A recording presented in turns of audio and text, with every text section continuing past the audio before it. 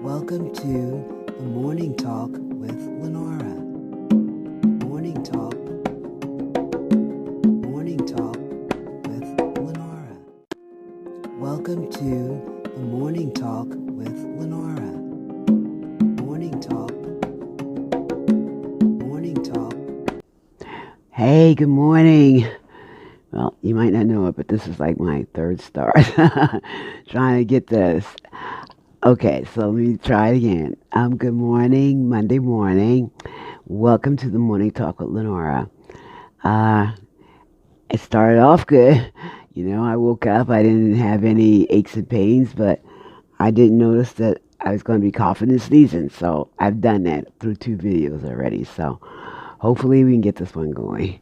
I was talking about my weekend. I had a good weekend for me. I went out to be very social. So that's always good when I get out. I went to church on Sunday.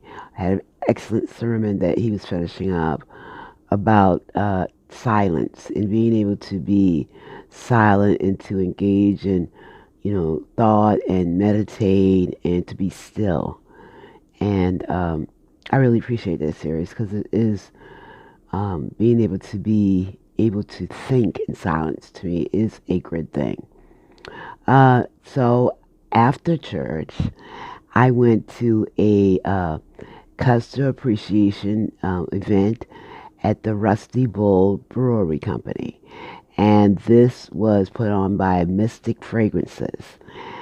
It was a great day party. I got there in the day, and they offered free great Jamaican cuisine, and they had vendors. I actually picked up some great white sage incense and a necklace. So, and ate some really good Jamaican food. Even sampled a little bit of the beer from the brewery. On my way there, I kind of got lost. So I asked these young ladies of directions. They gave me directions, but they also gave me a suggestion on a drink. So they told me to try the berry stomp. And I did. It is quite tasty.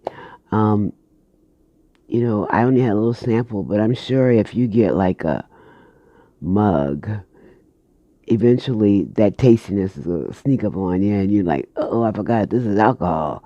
But it was very good. Um, on That was Saturday, right? Yeah. But on Sunday, after church, I went to an entrepreneurial event called Entrepreneurs That Eat. It was at Evo Pizzeria. And I met some really nice ladies. We chatted a little bit. And I left with a delicious strawberry salad. So that was also good. So I went home, ate my salad, and prepared for my next event. I'm glad I ate the salad too, because when I got there, they too had food. I went to a great children's fundraiser in my neighborhood, the neighborhood I grew up in, at the Willie Gaines Playground. And it was a $10 donation, which included some delicious oysters. It was great. And for those who were not into the oysters, they also had food available. They were frying fish, they had red rice, and seafood salad. Y'all know how we get down. And they also had a great DJ. I meant to actually speak to him before I left to tell him how much I enjoyed his music, because it was so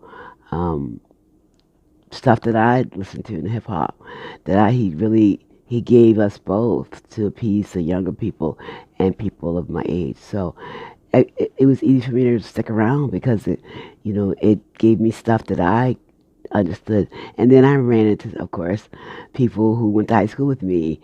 So it's always good to see people who because we're all around to see each other. So that's our blessing. So because we're around, we need to high five and how y'all doing and all that. So that was good. And then I came home because I had to rest up for the day. So here I am. I wanted to share some positive stuff about myasthenia. There are people that are famous that have myasthenia. or had it who had been diagnosed. One at the top of my list is Aristotle Onassis. He was a prominent Greek shipping magnate and a business tycoon. He was the second husband of Jackie Bouvier Kennedy, who was married to John Kennedy. He passed away at the age of 69, March 15th, 1975, at the American Hospital in Paris. And he died of respiratory failure, which was a complication of myasthenia gravis.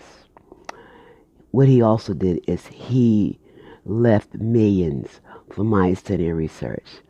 Kudos, because I know that I'm a beneficiary of some of that research, and I'm very grateful for it. So,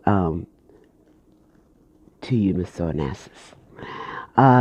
Second person I want to tell you about is his name is Christopher Robin Milne, Mine, Milne, and he's an author and a son of A. Milne. Mr. Milne was the author of the Winnie the Pooh books, and as you recall, there's a character in the book called Christopher Robin. Well, that character in his book is actually the name of his son. Well, it is Mr. Milne's son, Christopher Robin, that had a diagnosis of myasthenia. And he lived many years with myasthenia, and he died in his sleep on April 20th, 1996, at the age of 75. So I love Winnie the Pooh books, and the characters are so cute. So, Mr. Milne, thanks for sharing your son with us. Another guy that is famous is Karl Malden, and I remember him from the streets of San Francisco, and that was one of the series that he's most well known for. But also he did some Marlo Brandon films, like A Streetcar Called Desire, and he was also in the Marlon Brando movie The Waterfront. And those are some pretty serious movies. So he died in 2009 of complications related to myasthenia gravis. One other person, the fourth person I'd like to tell you about, his name is Horace Swaby, better known as Augustus Pablo.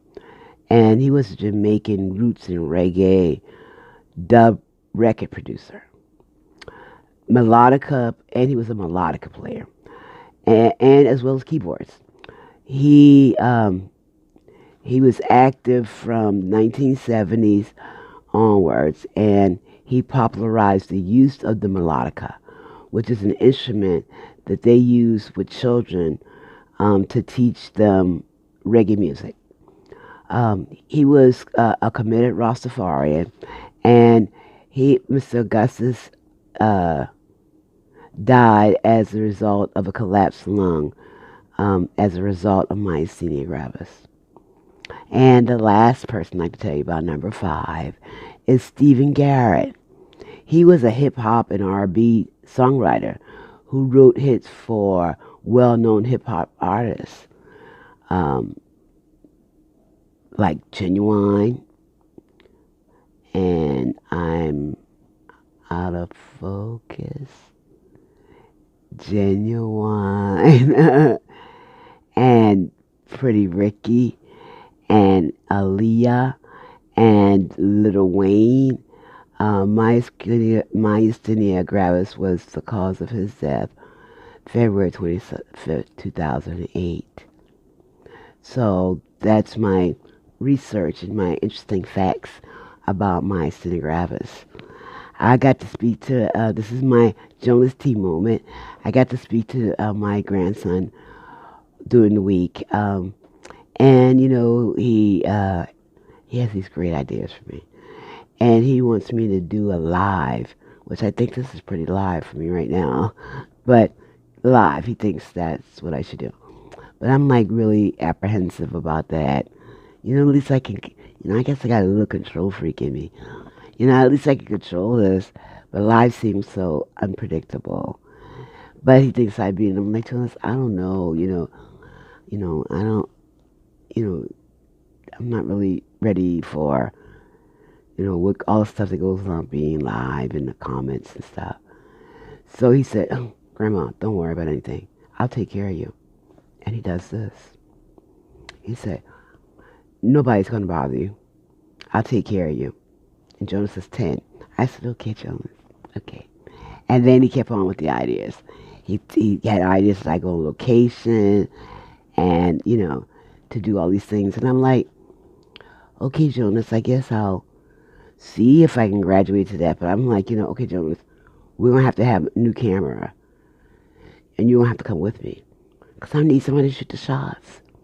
So that may be something in my future.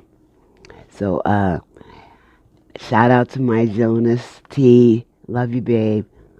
And my other family members, I haven't forgotten you. I love you all, too. One cough. That was good. I have, I'm a tea drinker. And actually, I've drank it all already. Just felt the need for it. Tomorrow, I have dental surgery. I have to work on the smile because it's the only one I got. And if I'm going to be smiling in folks' face. So, I don't know how I'm going to feel afterward. I think I've mentioned this before. I'm not know if you're going to be able to talk. I'm actually kind of apprehensive about it. A little nervous, So I'm asking for prayers. So it would be nice to have that wedge protection around me as I go and have this surgery. I think I'm done for today. I'm still working with my new equipment, so I have some things that I haven't quite figured out yet. But remember, some of the great tools I use, one of them which is Tubebuddy, which is really good for